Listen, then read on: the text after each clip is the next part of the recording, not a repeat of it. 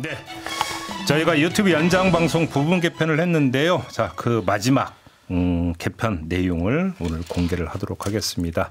매주 수요일에는 내공이 깊은 전직 의원 두 분을 모시고 정치 현안을 좀 짚는 시간으로 앞으로 좀 꾸며보려고 하는데요. 그 두 분을 소개해드리겠습니다. 자, 홍익표 전 더불어민주당 의원 모셨고요. 어서 오십시오. 네, 반갑습니다. 김영호 전 국민의힘 의원 모셨습니다. 어서 오십시오. 네, 안녕하세요. 두 분은 워낙 잘 아시는 사이시죠? 그렇죠. 압니다. 네, 알만큼. 알만큼 아십니까? 네, 깔 것도 없습니다, 서로. 그러니까 눈빛만 딱 봐도 무슨 얘기할지 대충 감이 오십니까? 알죠. 네. 뭐 최근 들어서 또 여러 방송에서 같이 얘기할 기회가 있어서 네. 뭐 여러 생각도 서로 잘 알죠. 뭐 케미는 그러니까 걱정할 필요는 없는 거죠. 너무 좋아서 다리죠. 그러니까 조회수 안 나올 겁니다, 아마. 그리고 소장부터 그렇게 악담을 하세요. 원내대표 또 출신이시라 네. 말씀하시는 게 달라요, 다른 분들하고. 그래요? 그러면 그 전략도 짜봤고 문제를 제기하는 분이 아니라 문제를 해결해 본 분이기 때문에 그래서 제가 신뢰하죠. 네, 참고로 저희 입장에서 각을 세우시면 괜찮다 이런 말씀 함께 드리겠습니다. 어렵겠네. 예. 왜 이렇게 초장부터 이렇게 초를 치세요 이렇게. 네. 바로 이제 얘기를 좀 들어가야 될 텐데 본론 들어가기 전에 그 명태균 씨의 행적이 매일 이렇게 지금 그 뉴스를 타고 있는데 지켜보시는 느낌이 어떠십니까? 한마디로 하면 좀 민망합니다. 어떤 점이 민망해요? 그러니까 이제 저도 정치권에 그동안 계속 있었던 사람이기 때문에 네. 정치권이 이렇게 국민들에게 희화화되거나 그러니까 예를 들면 정치가 잘못해서 국민들에게 비판받고 하는 거는 당연하죠. 왜냐하면 정치는 늘 국민에게 감시받고 견제받아야 되는 게 정치 권력이기 때문에. 근데 그래도 좀 그럴 만한 건수 그럴 만한 일을 갖고 비판받고 뭐 저희도 욕먹고 그러면 좋은데 지금 명태균 씨 거는 참 민망할 정도로 이거를 그러니까 야당인 저희 입장에서 정부 여당을 비판하기도 좋지만 비판하기 이전에 참 한때 같이 몸담고 있었던 사람으로 그 집단에 대한 민망함이 더 큽니다, 이거는요. 근데 야당 의원이 이렇게 좀 말씀하시면 여당 소속은 더 민망하실 것 같은데. 민망하기도 하지만 좀 어렵죠, 사실. 이제 풀기가 어렵죠. 그렇죠. 예. 아무래도 이제 국민의힘 보수 쪽 입장에서 어쨌거나 이제 우리가 분석하고 그래야 되지만은 중요한 거는 여당과 또 국정 운영을 책임진 대통령실은 이제 문제를 해결해야 되는데 그 점에서 제가 실망스러운 거예요. 그러니까 예를 들면 명태균 씨 이것도 이거 잘못하면은 그 명태균 씨의 카톡이 최순실의 태블릿 PC 쪽으로 갈 수가 있어요. 비유하자면 그렇게. 네, 비유하자면. 그렇죠. 그러니까 위기가 있는 건 어느 정권이나 있을 수 있지만은 대처하는 게 굉장히 중요한데 지금 대통령실도 그렇고 우리 당도 그렇고 위기의식을 정말 느껴야 됩니다. 근데 제가 대통령실 내부의 소통이 더 원활하게 이루어져야 된다. 대통령실 내부에. 대통령실과 뭐 외부가 아니라. 그러니까 어제만 해도 그렇습니다. 이 명태균 씨의 그 카톡 내용에 들어있는 오빠. 이 오빠가 그 오빠냐 이 오빠냐 저 오빠냐 지금 이건데 그런 거에 급급해가지고 급한 불을 끌려고 대통령실에서 고위 관계자가 이건 친오빠다 얘기를 했는데 명태균 씨는 또 그게 아니라는 식으로 또 어디 인터뷰를 한 것 같아요. 윤석열 대통령 오늘 노컷뉴스 인터뷰에서도 얘기했어요. 그러니까 금방 들통난 일이에요.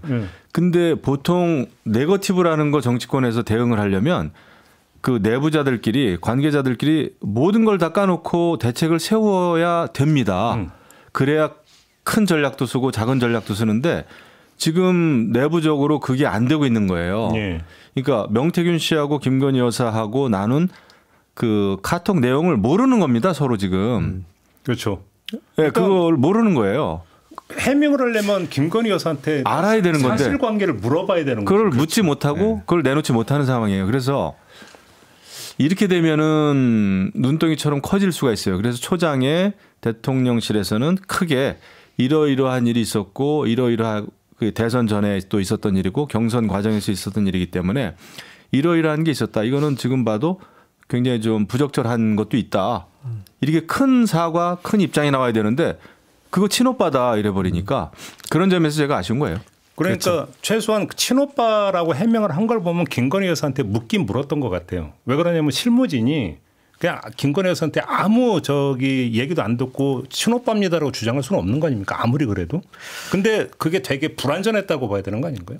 그렇죠. 지금 이제 그 어떤 대응을 할 때 그냥 임기응변식 대응을 하면 이게 답이 없는 거예요. 지금 이런 상황이. 근데 특히나 이런 대응이 어려운 게 지금 김용원 좋은 말씀하신 건데 저도 이제 야당 있을 때 어떤 검찰 수사 오거나 이럴 때 그 대응이 신중한 거는 초기 대응이 신중할 때는 뭐냐면 관련 정보가 없으니까요. 그러니까 당사자, 그러니까 예를 들면 검찰 수사 당사자인 그분하고 상의해서 정보를 들어도 불완전할 때가 있어요. 일방적일 수도 있죠. 예. 그렇기 때문에 검찰이 어디까지 정보를 가지고 있냐 이게 제일 확 중요한 거거든요. 지금은 보면 제가 보기엔 대통령실이나 여권이 제대로 대응을 못하는 가장 핵심적인 이유는 명태균 씨가 도대체 뭘 갖고 있고 김건희 여사하고 어떤 관계인지를 아무도 모르는 거예요. 확인하기도 어렵고. 본인 주장으로는 대화 캡처본 2,000장 갖고 있대잖아요. 그렇죠. 오늘 뭐 아침에 이제 그리고 재밌는 현상은 예.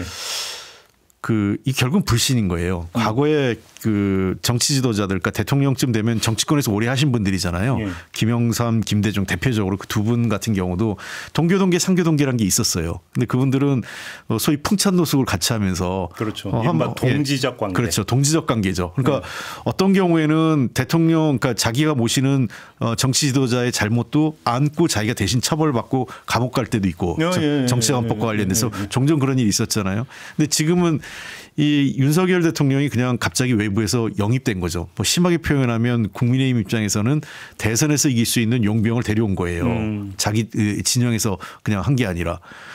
그러니까 그러다 보니까 이 사람 그 윤석열 당시 후보 주변에는 검증된 사람이 없는 거죠. 예를 들면 정당이라는 게 욕을 먹어도 그래도 국민의힘이나 민주당을 거쳐서 필터링을 해서 웬만큼 어느 정도는 그 옥석을 가리는 게 있거든요. 근데 윤석열 대통령 주변에 그런 게 없는 거죠. 그래서 명태균 씨가 등장한데 예, 그런 사람들이 등장하고 그런 사람들이 어떤 일을 하냐면 그러니까 서로 못 믿으니까 저는 명태균 씨뿐만 아니라 거의 대부분의 참여했던 사람들이 다 각자의 개인 각자 버전의 녹취록과 저 파일이 있다고 좀 봐요. 그렇게 보시고. 예. 그러니까 이제 지금 명태균 씨의 그 행태를 제가 딱 보니까 딱 그거더라고요. 이제 본인은 나름대로 자기 돈 들여가지고 뭐 여론조사도 하고 뭐도 했는데 예, 점점 흘러가는 그게 보니까 자기를 무시한다 이거죠. 사기꾼 취급하고 감옥 갈 사람. 특히 김재원 최고의 발언에 대해서. 그러니까 이제 그런 거에 대한 반응이 이런 사람들은 아까 말씀하신 대로 오랜 기간 정치 활동을 같이 한 동지라기보다는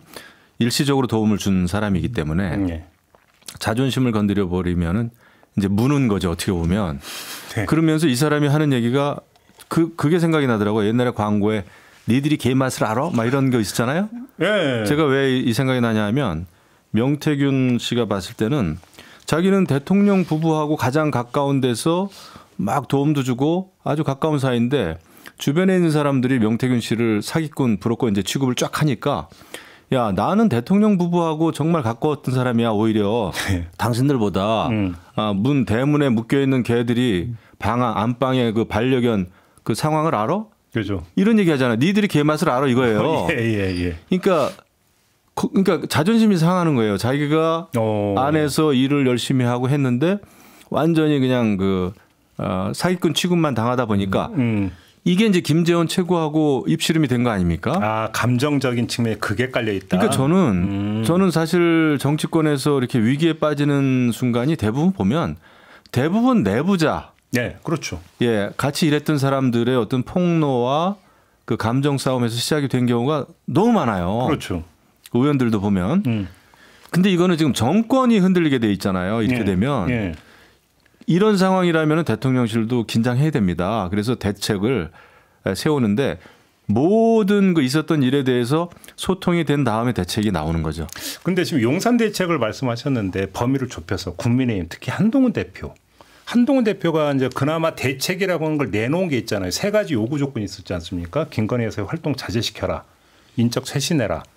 그다음에 국민이 납득할 도이치 수사 결과 내놔라. 이 3가지를 요구를 했잖아요. 네.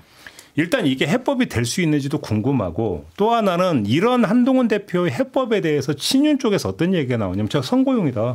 왜 그러냐면 예를 들어서 금정구청장 보궐선거 만약에 지면은 한동훈 책임론이 불 것을 미리 예상을 해서 원인을 김건희 여사한테 돌리려고 지금 저렇게 이야기하는 거다라는 지금 주장이 나왔거든요. 전혀 저는 그 설득력이 없다고 봅니다. 신윤 주장에 대해서. 그럼요. 왜냐하면 총선도 보십시오. 총선에서 국민의힘이 졌는데 그것도 크게 졌는데 네. 총선 때 그 당에서 최고 책임자가 누구였습니까?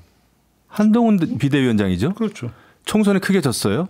근데 그 이후에 치러진 그 전당대회에서 63%로 한동훈 후보가 당대표가 됐습니다.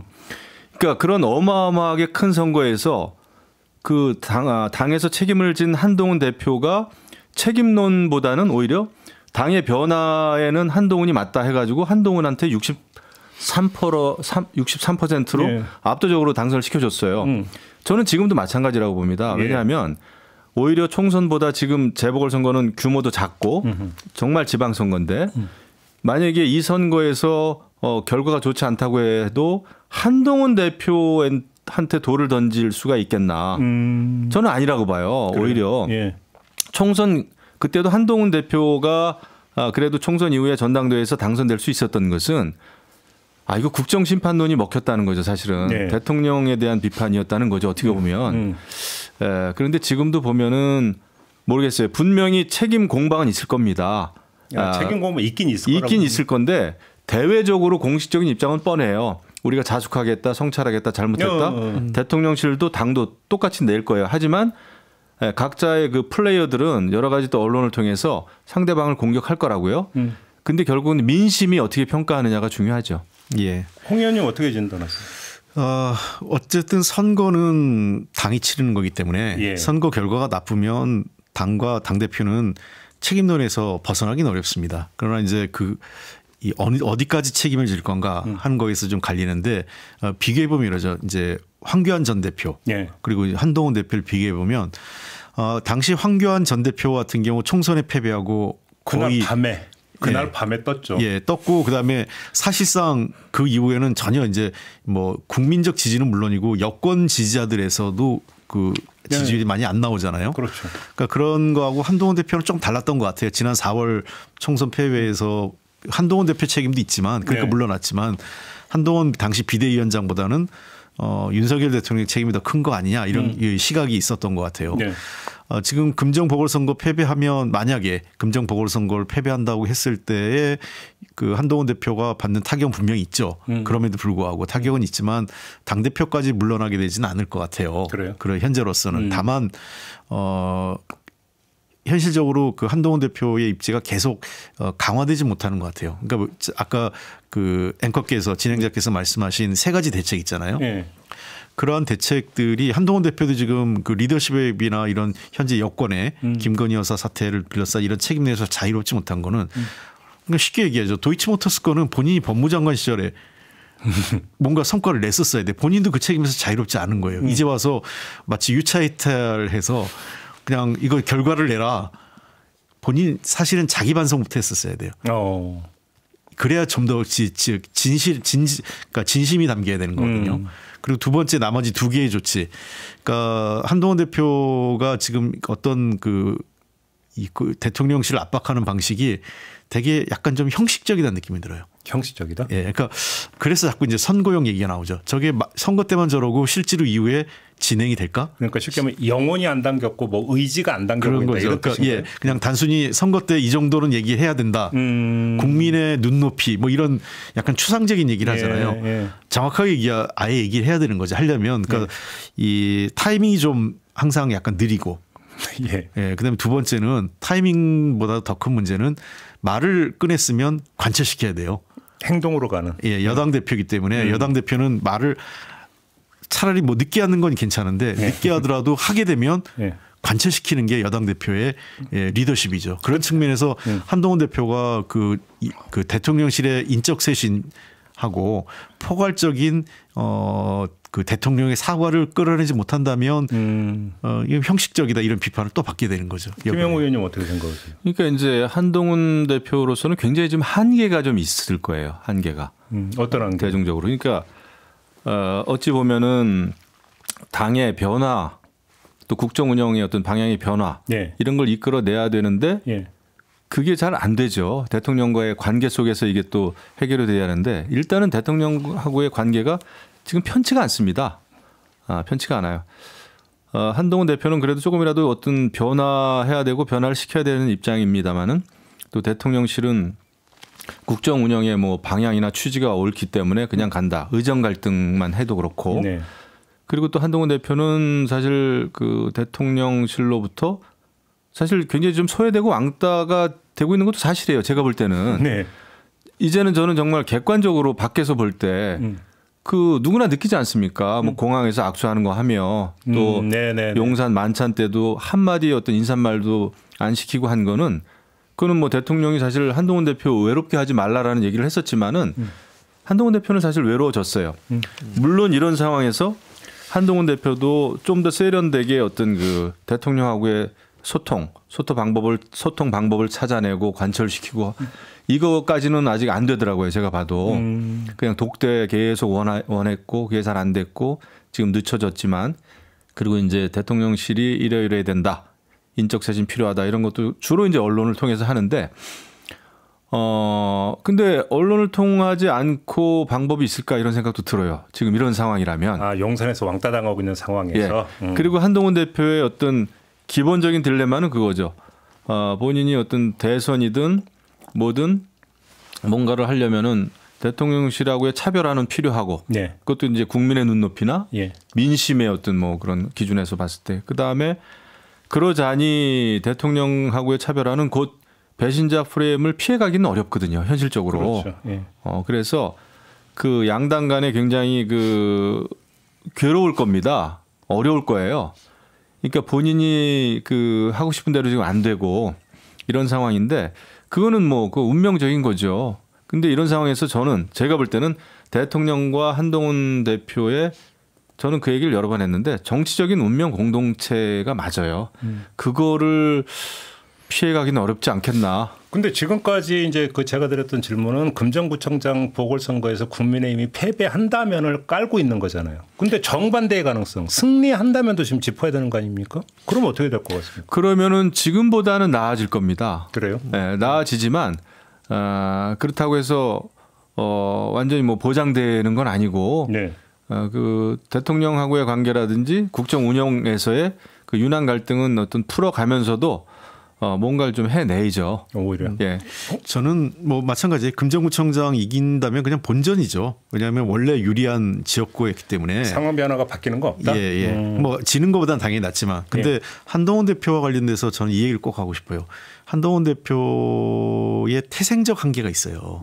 그 태생적 한계라는 게 뭐냐면 거슬러 올라가면 비대위원장이 됐잖아요. 총선 앞두고요. 그렇죠.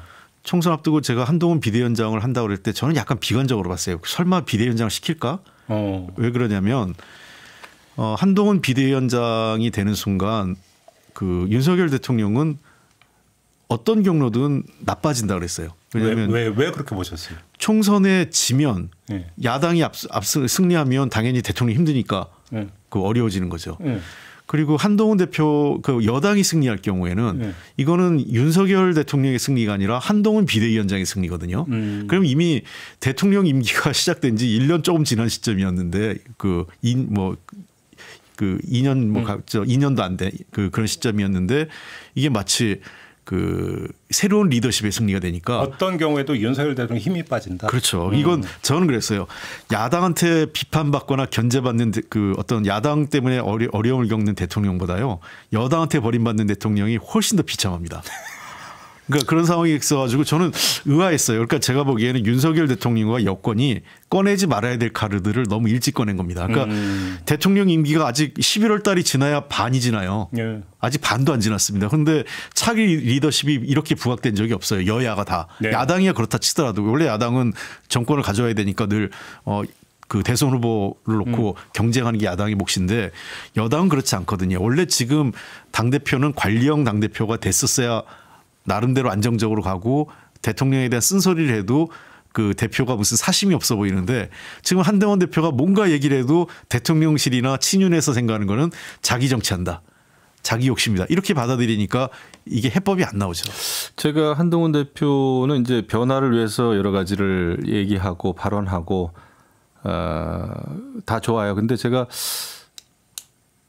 최근에 이제 실망한 건 하나 있어요. 이건 뭐 왜냐하면 이제 본인도 그런 거에 대해서 좀 생각을 해야 될 건데 앞으로 저는 사실 한동훈 대표를 굉장히 이렇게 좀 도와주고 싶은 생각이 있죠. 네. 당연히 네. 당 대표고 근데 그러니까 권성동 의원과의 어떤 논쟁 속에서 권성동 의원도 굉장히 무리한 측면이 있고 이게 무조건 뭐 대통령실 어떤 그 쉴드를 치기 어려운 상황이잖아요. 사실 네. 객관적으로 봤을 때. 근데 권성동 의원에 대해서 탄핵에 앞장섰던 분 이런 얘기를 딱 하더라고요. 근데 저는 그거는 좀 아차 싶더라고요. 그런 발언은 조금 그 화법이 자주 있었죠. 전에 나경원 의원하고도 그런 얘기를 했었죠. 근데 왜냐하면은 그 이제 그 자기한테 청탁한 것처럼 패스트 트랙 저거에 대해서 그러니까 이제 국민의힘 입장에서는 박근혜 대통령 탄핵이라고 하는 그 엄청난 일을 겪었고 그 탄핵의 강을 건넌다는 게 굉장히 쉽지가 않아요. 아직까지도 그런 그 민감한 문제인데 탄핵에 앞장섰던 분 그러면 그 또 수사를 했었잖아요. 한동훈 대표 스스로 윤석열 대통령도 마찬가지고. 근데 그런 거를 쉽게 탁 던지는 거 보고 저는 조금 아차 싶었어요. 근데 이 점은 어떻게 보세요? 이제 두 분의 진단이 금정구청장 보궐선거에서 국민의힘이 이긴다면 한동훈 대표는 본전일 거다라고 지금 진단을 하셨는데 근데 과연 그럴까 싶은 생각이 드는 게 그 승리를 용산이 어떻게 받아들이냐라는 문제를 지금 봐야 되는 거잖아요. 그러니까 이럴 가능성 다시 말해서 지금 정치권이나 언론은 막 계속 떠들지만 봐라 선거 결과 보면 민심이 우리 떠난 건 아니다. 용산에서 이렇게 나올 수도 있는 거 아닌가요? 그러면서 오히려 한동훈 대표에게 더 각을 세울 수도 있는 거 아닌가요? 어떻게 보십니까 이 점은? 그렇게 하더라도 국민들이 민심이 어떻게 생각할 거는 뻔히 알잖아요 우리가. 거기에서 결판 나는 거지. 그러니까 시각차가 있는 거죠 거기서. 근데 그거를 그렇게 오도하거나 오해하면 안 되는 거죠. 그런데 아까 제가 얘기한 거 있잖아요. 당은 선거를 책임지는 거기 때문에 선거에서 지면 무조건 대표가 사과해야 되고 리더십에 손상이 있습니다. 그러니까 이기면 당대표는 괜찮은 거예요. 그 이긴 당대표한테 그 너는 못했고 대통령이 잘해서 이겼어 이렇게 얘기는 못해요. 그러니까 그 당연히 선거 결과에 대해서 대표한테 뭐라고 하는 게 아니라 유연한 관계에서 역학관계상 굳이 그 윤석열 대통령이 한동훈 대표한테 밀리려고 하지 않을 거 아니냐 이 얘기로 심리적 동기를 부여해 주지 않겠느냐 이걸 여쭤보는 거예요. 근데 이제 여권의 비극인데 선거 결과에 관계없이 윤 대통령이 물러서지 않을 거라는 거예요. 예를 들면 선거 결과가 진짜 가정입니다. 강화도까지 해서 완전히 참패했어요. 여권이. 그런다고 윤석열 대통령이 대국민 사과를 하고 뭐 인적 쇄신을 대폭하고 뭐 그랬거냐. 사실 지난 총선 졌는데 아무것도 안 했잖아요. 대리 사과했죠. 참모가 그러니까 전원한. 사실은 이번 보궐선거는 그 미니 보궐선거고 국회의원 선거도 포함하지 않는 지방자치 선거이기 때문에 이번 선거를 갖고 사실은 정권 심판이다 이렇게까지 얘기하기 좀 쉽진 않아요.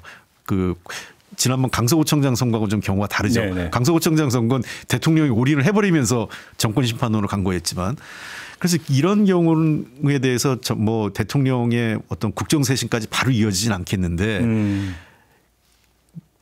지난 총선 때도 졌는데 아무것도 안 하는 대통령인데 지금 이 미니 보궐선거에서 졌다고 우리 국민들이 요구하는 또 한동훈 대표 요구하는 대규모 인적 쇄신을 할까? 저는 약간 비관적이라고 봅니다. 그러니까 사실 금정구청장 보궐선거보다 더 큰 선거는 사실 서울 교육감 선거잖아요. 그렇죠. 근데 이제 서울 교육감 선거는 당적이 없거든요. 그러니까 보수 대 진보이기 때문에 그 형식 논리상으로는 정당하고는 상관이 없어요. 하지만 그럼에도 불구하고 이제 보수를 선택했느냐 진보를 선택했느냐는 사후 해석은 있을 수가 있는데 예를 들어서 그러니까 용산에서 볼 때 서울시 교육감도 보수 후보인 조전현 후보가 만약에 되고 금정장 보궐선거에서도 국민의힘 후보가 됐다. 그러면 이걸 어떤 오히려 용산에서 잘못된 신호를 읽을 수도 있는 거 아니에요? 저는 이 질문을 드리는 거거든요. 설마. 만약에 그것까지 만약에 정말 잘해서 이긴 걸로 생각을 하면은 안 되는 거죠. 그러면은 그거는 물론 잘한 점도 있지만 잘해서 이겼다고 생각하면은 앞으로 변화되기는 더 힘든 거고 그렇게 되면 내후년 지방선거 더 어려워지겠죠. 오히려 그게 이제 더 악이 될 수가 있죠. 그래서 지금 상황은 저는 최악의 상황이다라고 생각하는 게 맞아요. 그러니까 계속 명태균 씨 또 그전에 김대남 그 행정관 이런 그 악재가 계속 터지고 이런 게 그냥 정치권 언저리에서 터지는 그냥 해프닝이 아니잖아요. 김건희 여사와의 또 관계가 있고 또 많은 정치인들 거론되는 정치인들이 있고 물론 명태균 씨가 많은 정치인들 만났다고 해서 그거 자체가 불법 위법은 아닙니다만은 지금 뭐 발표 안 된 여론조사라고는 합니다만은 여론조사 그 왜곡 조작 의혹 조작 의혹이 있고 너무나 분명하잖아요. 그 대화 내용을 보면 2% 올려라. 알겠습니다. 이거는 심각한 거예요. 그러면 이건 해프닝이 아니고 이거는 정치 개혁을 위해서도 변화를 줘야 되는 게 맞고 그래서 매듭을 짓지 않으면 이 눈덩이처럼 계속 불어날 텐데요. 그거에 대해서 대책을 세워야죠. 알겠습니다. 그 뭐 이야기가 한동훈 대표로 모아졌으니까 마지막 질문을 한번 좀 이걸 드려볼게요. 한동훈 대표 앞으로 이 정치적 앞날을 좀 그러니까 진단하기 위해서 드리는 그 이야기인데 지난주에 저희가 더불어민주당의 정성호 의원하고 인터뷰를 했어요. 그런데 정성호 의원이 어떤 식으로 얘기를 했냐면 내년 4월에 보궐선거가 있다. 이때가 아마 한동훈 대표에게는 정치적 운명을 가르는 기로가 될 것이다. 따라서 이 보궐선거에서 패배하면 한동훈 대표는 임기 못 채운다. 일단 정성호 의원의 진단은 이래요. 그래서 그런 일을 막기 위해서는 2월 임시국회에서 말 그대로 한동훈 대표가 자주 쓰는 표현을 빌리자면 국민 눈높이에 맞는 뭔가 가시적인 어떤 결정을 내려야만 될 것이다. 그게 뭐겠느냐? 결국은 특검법 아니겠느냐? 이렇게 진단을 해서 어떻게 생각을 하십니까? 그 한동훈 대표한테 가장 큰 무기는 또 그 약점은 시간이에요. 그 시간이 왜냐하면 시간이 가면 갈수록 한동훈 대표한테 유리한 건 맞습니다. 네. 왜냐하면 대통령의 임기가 아직 제가 반도 안 됐다 그랬잖아요. 그렇죠. 그러니까 대통령 한 3년 차쯤 지나면 그러니까 만약에 뭐 무슨 뭐 특별한 어떤 정책 상황이 벌어지지 않고 그냥 쭉 간다고 했을 때 내년 하반기 이후가 윤석열 대통령 3년 차가 지난 시점부터 위기는 본격화될 거라고 봅니다. 그래서 이 정성호 의원이 얘기한 것처럼 내년 4월 보궐선거는 좀 의미가 다르죠. 아마 이제 약간의 그 국회의원 재보궐선거가 이루어질 가능성이 있는데 예. 그 경우에는 전국적 선거판이 벌어지기 때문에 그러니까 국회의원 선거는 사실은 국정에 대한 평가거든요. 지방선거, 자치단체장 선거 그래서 의미가 좀 달라지기 때문에 그 선거에서 특히 텃밭 또는 수도권에서 완패할 경우에 한동훈 대표의 운명은 쉽지 않죠. 그러면 저는 그런 것 같아요. 그러니까 여권에서도 특히 친윤 쪽에서는 어쨌든 한동훈 대표를 끌어내리고 싶은 욕구가 있기 때문에 저는 그런 그 논리가 작동할 거로 생각을 해요. 실제 상황으로 발생할 수도 있다. 예, 가능합니다. 다만 한동훈 대표로서 이제 그 내년 그런 상황을 돌파하기 위해서 특검 같은 걸 받는 게 도움이 될 거냐. 근데 그것도 좀 복잡한 거예요. 선택의 폭이. 왜냐하면 특검이 벌어지면 여권의 선거에 더 나빠지는 거거든요. 그렇죠. 그러니까 이게 딜레마인 거예요. 한동훈 대표 입장에서는. 그러면 이제 아까도 얘기했잖아요. 한동훈 대표가 자기 정치가 한동훈 대표가 진짜 승부수를 던지려면 대권 불출마 선언 정도를 하고 당대표에 올인하는 게 명분이 있을 거예요. 그런데 지금 대권 가려고 당대표 하는 거 아니에요? 그러니까 그렇기 때문에 문제가 되는 거예요. 그러기에는 그 당대표 출마가 너무 빨랐던 거예요. 오히려 승부수를 그쪽으로 던져야 된다. 예, 만약에 그 한동훈 대표가 정치를 좀 멀리 본다면 대선 불출마하고 내가 그 여당을 바로 세우겠다. 국민의힘을 바로 세우겠다고 하면서 대통령한테 할 말도 하고 여당을 한다면 그때부터는 좀 달라질 텐데. 총선 불출마는 했었는데. 총선 불출마는 그건 제가 보기엔 그건 아무것도 아니고 이미 그건 대선을 바로 가려고 하는 욕심이었다 이렇게 다 보기 때문에 여당에서는 현재 대통령 인기가 너무 많은 상태에서 태양이 두 개인 게 그게 비극인 거예요. 근데 뭐 한동훈 대표로서는 대권 불출마하면은 너무 힘 빠진 또 호랑이가 돼가지고 그 다음 날로 흔들릴 가능성이 크다 생각이 주변 사람들이 떠날 수도 있는 거 아니에요. 그리고 저겁니다. 저는 그 윤석열 대통령 또 김건희 여사를 가장 잘하는 국민의힘에서의 현역 정치인은 한동훈 대표라고 생각합니다. 그렇기 때문에 그 대통령과 김건희 여사를 조금 좀 바꾸고 여러 가지 어떤 잘못된 게 있다면 그걸 또 수정할 수 있는 영향력을 가장 크게 행사할 수 있는 것도 저는 한동훈 대표라고 봐요.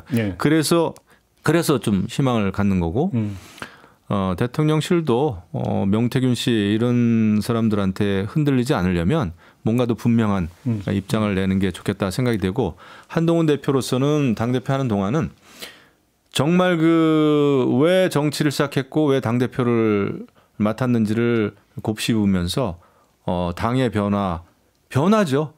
바뀌지 않으면 우리 다 같이 죽는다. 그리고 대통령 그러니까 윤석열 정권이 성공하게끔 또 만들어야 될 책임도 분명하게 있어요. 예. 이게 차별화만 가지고는 안 될 겁니다. 제가 볼 때는 성과가 있지 않으면 그 어떤 대권 가도에 문제가 생기죠. 그래서 그 길을 갈 수 있느냐? 그 의원님이 조금 전에 그 윤석열, 김건희 부부를 가장 잘하는 사람이 한동훈 대표일 거다라고 말씀을 하셨으니까 네. 궁금한 게 하나 있어서 추가로 여쭤보겠는데 일각에서는 이렇게 분석하는 사람도 있어요. 윤한 갈등 하는데 저건 파국으로 갈 수가 없다. 이유가 뭐냐? 서로 너무 많이 패를 쥐고 있기 때문에 그렇다. 그래서 이게 그냥 막연한 가능성이 있는데 지금 폭로전이 나오잖아요. 예를 들어서 1월에 문자 보냈는데 씹었다라는 폭로도 있었고 예. 김대남 전 선임행정관의 폭로도 있고 언제 어디서 폭로가 나올지 모른다. 사실 장해찬 전 최고위원도 완전한 폭로까지는 아니지만 조금 했던 부분이 있고 이걸 한동훈 대표도 의식하지 않을 수 없을 것이다. 그래서 끝까지는 못 간다. 이렇게 보는 전망도 있거든요. 전 동의합니다. 동의하세요? 한동훈 대표가 정말 많이 알고 있기 때문에 네. 저는 문자도 씹었다고 생각을 하고 네. 그리고 그래서 저는 독대 그냥 정치적인 그냥 독대가 아니라 정말 대책을 논의해야 되고 네. 같이 사는 길을 만들어내야 된다고 생각을 합니다. 그래서 독대가 필요하고 솔직한 허심탄회한 대화가 필요하고 거기에서 전략이 나오는 거지 이게 뭐 대통령실 고위 관계자가 이 오빠는 친오빠입니다 막 이래가지고 해결될 문제가 아니에요. 그래야 당과 대통령실하고의 관계도 정상화가 되고 예. 거기에서 진정한 의미의 변화가 이제 만들어지고 하는 거고 그 일을 한동훈 대표가 해내야 됩니다. 예. 저는 이제 또 반대로 보는 게 예. 너무 잘 알기 때문에 한동훈 대표가 과연 윤석열, 김건희 두 사람을 넘어설 수 있을까? 왜냐하면 우리가 어떤 공적 관계에서도 개인적 관계가 영향을 줍니다. 네. 그러니까 윤석열 대통령한테 한동훈은 영원한 자기 부하 직원인 거예요. 그렇죠. 네.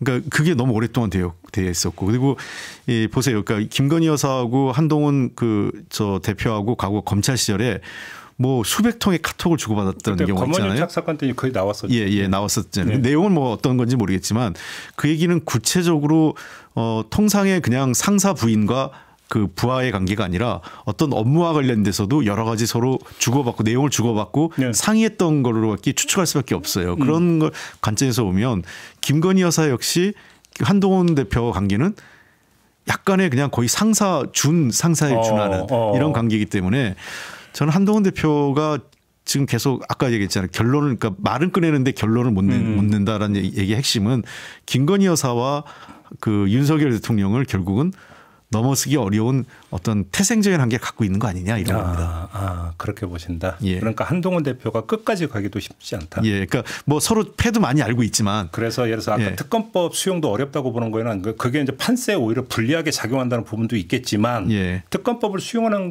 순간에 그건 파국이잖아요. 파국이죠. 그죠. 예, 그러니까 그 파국을 그러니까 이제 윤석열 대통령과 김건희 여사하고 관계를 완전히 끝장내는 그렇죠. 건데, 그러니까 서로 그 대통령실이 양해하지 않느나, 그렇죠.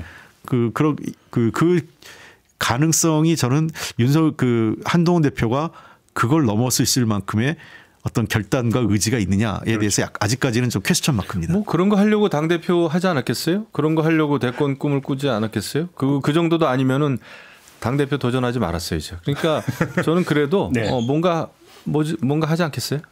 그렇게 보세요. 해야 되고 해야 된다라는데 그거 안 하면 네.